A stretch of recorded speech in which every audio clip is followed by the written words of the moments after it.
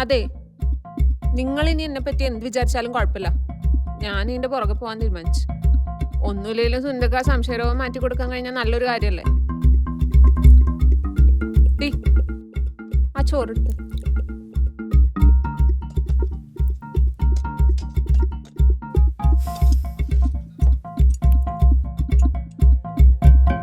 എടി ആരുടെ ഫോണാടി അടിക്കുന്നേ?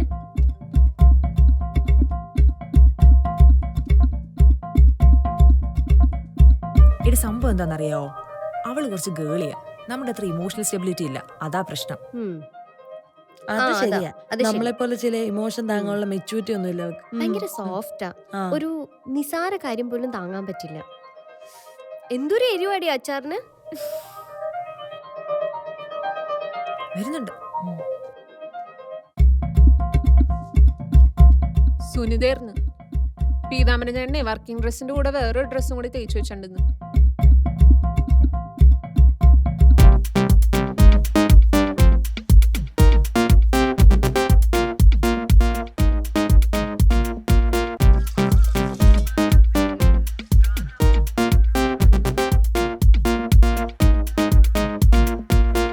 ശരി ഏട്ടാ.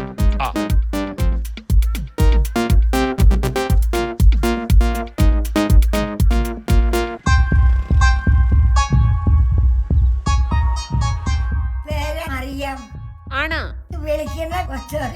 ആഹാ, സുഖാണോ? ആ, മരുന്നൊക്കെ കഴിക്കണ്ട? ആ, ഹലോ. രാവിലെ ഉറക്കം കളഞ്ഞു പോകാൻ എന്തെങ്കിലും ഉപകാരം ഉണ്ടായോ? ഏയ് ഇല്ലടി. ഞാൻ പറഞ്ഞില്ലേ, ആ ചേച്ചിക്ക് തന്നെയാ കുഴപ്പം. ശരി, ഡോക്ടർ ജയസൂര്യ പറഞ്ഞാലേ തെറ്റത്തില്ല. ആ ശരി. സുനിത ചതിച്ചാശാനെ സുനിത ചതിച്ചു. എന്നാലും ഈ സുനിത ഇവളോട് ഇങ്ങനെ ചെയ്യുന്നു വിചാരിച്ചില്ല. ഫോൺ വിളിച്ചാലൊട്ട് എടുക്കത്തുമില്ല, റിങ് ചെയ്താൽ അയാൾ കാണുകയും ചെയ്യും. ഇപ്പോഴെങ്കിലും നിനക്ക് മനസ്സിലായില്ലേ ആ സുനിതയുടെ പ്രശ്നമാണെന്ന്? ഇനിയെങ്കിലും നീ ഞങ്ങൾ പറയുന്നത് കേക്ക്. അവരിതുവരെ നിന്നെ ഒന്നും വിളിച്ചില്ലല്ലോ, ചുമ്മാ വെറുതെ. ഹലോ ചേച്ചി. അവള് ജീവനോടെ വന്നതന്നെ ഭാഗ്യം. ഞാനിവിടെ ആകെ പേടിച്ചിരിക്കുവായിരുന്നു. ആ ശരി ചേച്ചി. അതെ, ഇന്നലെ തുണി അയച്ചെങ്കിലും പിന്നീട് ഒരു ഫോൺ വന്നുകൊണ്ട് ചേട്ടൻ ജോലിക്ക് പോകണ്ടെന്ന് തീരുമാനിച്ചു. അതാണ് സുനി ചേച്ചിക്ക് എന്നെ വിളിക്കാൻ.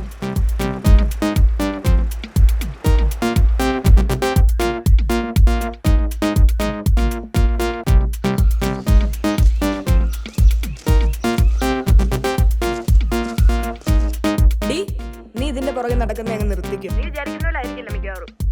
എടി, ഇതിന്റെയൊക്കെ പിന്നെ വേറെ ആള് ചിലപ്പോ ഉണ്ടാവുന്നേ, നമുക്കറിയത്തില്ല. ഞാൻ വിളിക്കാം.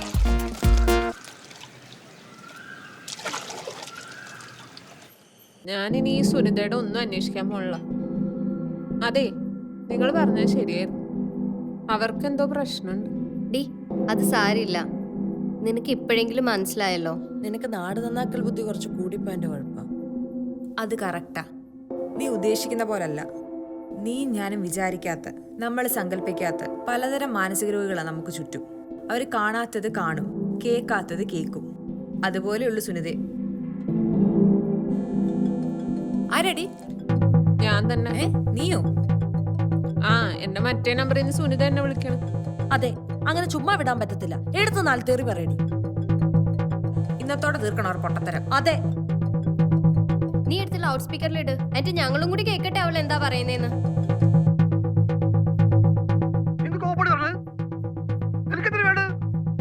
നിങ്ങൾക്ക് വേറെ ആരാണ്ടായിട്ടൊക്കെ ബന്ധമുണ്ടെന്ന് എനിക്കറിയാം. നിങ്ങൾ ഈ വിളിക്കാൻ നടക്കുന്നത് കണ്ട് എനിക്കറിയില്ലേ. അയ്യോ, എന്നെ അടിക്കില്ലേ, കൊച്ചിന്റെ മുന്നിൽ വെച്ചടിക്കില്ലേ. അയ്യോ, നീ തല്ലുന്ന്. കൊച്ചിന് മുന്നിൽ വെച്ചൊന്നും ചെയ്യില്ലെന്ന്. നാളെ എന്താണേലും നീ പോയാ പറ്റൂ. നാളെ അയാൾ വന്നില്ലെങ്കിലോ? വന്ന വരെ പോണം.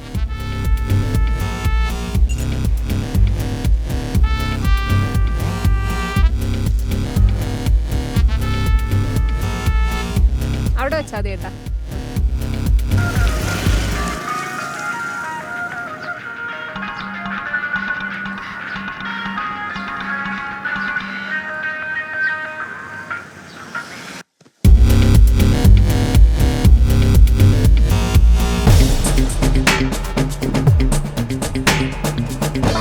എടി എന്തായി? നീ സേഫ് അല്ലേ? ആടി ഞാൻ സേഫാ.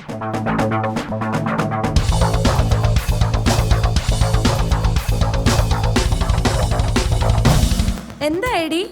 പുള്ളി വണ്ടി നിർത്തിയിട്ട് ആരോടോ ഫോണിൽ വർത്താനം പറഞ്ഞുകൊണ്ടിരിക്കുക. അതിപ്പോ വലിയ സംഭവമായിട്ടൊന്നും തോന്നുന്നില്ല. അയക്ക് വേറെ ആരെയും വിളിക്കാനും പാടില്ല. ദേ പുള്ളി വണ്ടി സ്റ്റാർട്ട് ചെയ്ത് പോയി. ഞാൻ പോവാ. ഒരു മിനിറ്റ്, ഞാൻ ഒരാളെയും കൂടി ഫോണിൽ കണക്ട് ചെയ്തിട്ട് വെയിറ്റ് ചെയ്യേ. ഹലോ, ആ ചേച്ചി പറഞ്ഞോ. ഇന്ന് വന്നില്ലായിരിക്കും അല്ലേ?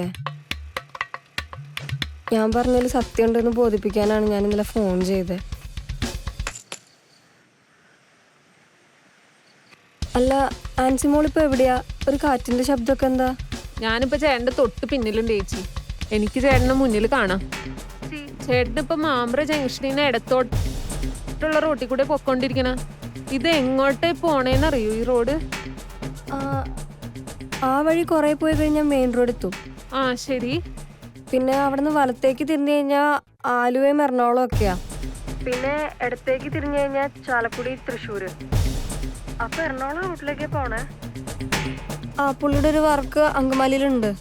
കൊറേ നേരം ഈ വണ്ടി ഇങ്ങനെ ഓടിച്ചോണ്ടിരിക്കുന്നു. ഇത് എങ്ങോട്ടാ പോണേന്ന് അറിയത്തില്ല. ആ അതെ, ഇപ്പൊ ഒറ്റയ്ക്കാണോ? അല്ല ചേച്ചി, ഞാൻ ഒറ്റയ്ക്കല്ല, എന്റെ ഫ്രണ്ട്സ് എന്റെ കൂടെ ഉണ്ട്. അതായത് ആ ചേച്ചി, എന്റെ പേര് ദീപ, ഞാൻ സൈക്കോളജിസ്റ്റ് ആണ്. ആ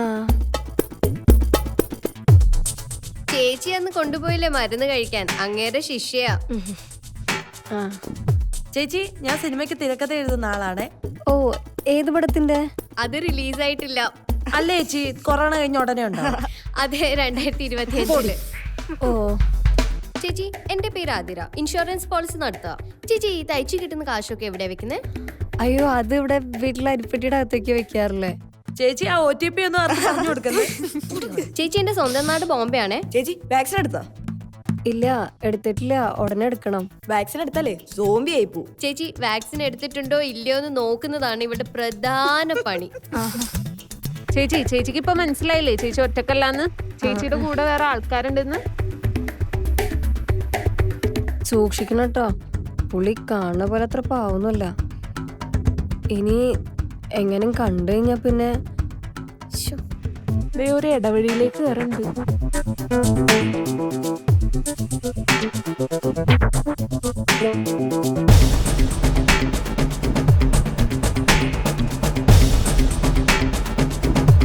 എടി, നീ ഒരു ഡിസ്റ്റൻസ് കീപ്പ് ചെയ്ത് പോയാൽ മതി കേട്ടോ. ആടി, ഞാൻ ഡിസ്റ്റൻസ് കീപ്പ് ചെയ്ത് തന്നെ പൊക്കോണ്ടിരിക്കണം. ഇപ്പോഴും ഫോണിലാണോ? ഇല്ലടി, ഇപ്പൊ ഫോൺ കട്ട് ചെയ്തു. പരിചയമില്ലാത്ത ഏതോ വഴി കൂടെ വണ്ടി ഓടിച്ചോണ്ടിരിക്കുക. അതെ, ഇങ്ങേക്ക് ഇനി വേറെ വല്ല ഡൗട്ടും ആയോ?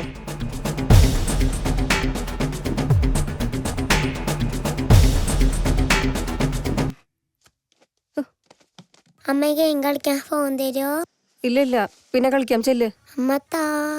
ഇല്ല, ഇപ്പൊ ഇല്ല, ചെല്ല്, പിന്നെ കളിക്കാം. എന്നാ പോ.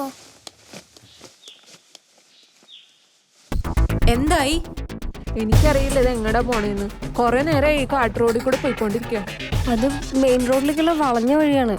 എന്തിനാ ആ വഴി പോണേ? തിരിച്ചു വാ, വെറുതെ റിസ്ക് എടുക്കണ്ട. എനിക്ക് തോന്നുന്നു നീ ഫോളോ ചെയ്യുന്ന കാര്യം അയാൾക്ക് മനസ്സിലായിരുന്നു.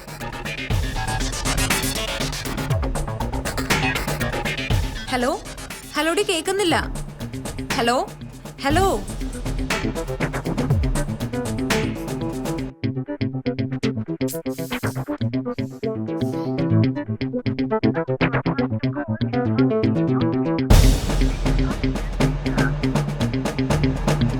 ഹലോ ഹലോ ഹലോ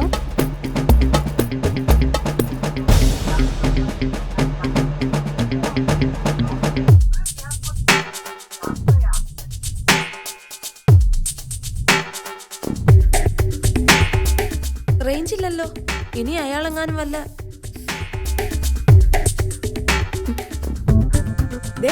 ഫോൺ അടിക്കുന്നു. ഹലോ എടി, ആ കുറ്റിക്കാട്ടിൽ റേഞ്ച് ഇല്ലായിരുന്നു. ഇപ്പോഴാണ് റേഞ്ച് വന്നത് ഫോണിന്. പണ്ടാണെങ്കിൽ ഞങ്ങൾ പേടിച്ചു പോയി. ഞങ്ങൾ ചോദിച്ചു നിനക്ക് അതിൽ പറ്റിയതായിരിക്കും. കുഴപ്പമൊന്നുമില്ലല്ലോ. ഇല്ല ചേച്ചി, ചേട്ടനിപ്പോ എന്റെ മുമ്പിൽ തന്നെ ഉണ്ട്. ഇതിപ്പോ മെയിൻ റോഡ് എത്തി, ഇനി ഇങ്ങേര് തിരിച്ച് വീട്ടിലേക്ക് പോവാണോ? അല്ലടി ഇങ്ങനെ വല്ല പണിക്കാരെപ്പിക്കാൻ പോയായിരിക്കും. ഇത് ചേച്ചിയുടെ കുഴപ്പമാണ്. വെറുതെ ഇങ്ങനെ ആൾക്കാരെ സംശയിക്കാൻ പാടില്ല. നീ ഏതെങ്കിലും കടയിൽ ചെന്നിട്ട് മുഖം കഴുകിയിട്ട് ജോലിക്ക് പോകാൻ നോക്ക്. ചേച്ചി, ഇതൊക്കെ ഇപ്പൊ വെറും തോന്നലാന്ന് മനസ്സിലായില്ലേ? ഡോക്ടർ പറഞ്ഞ കറക്റ്റാ, ചേച്ചിക്ക് തന്നെയാ കുഴപ്പം. ശരി.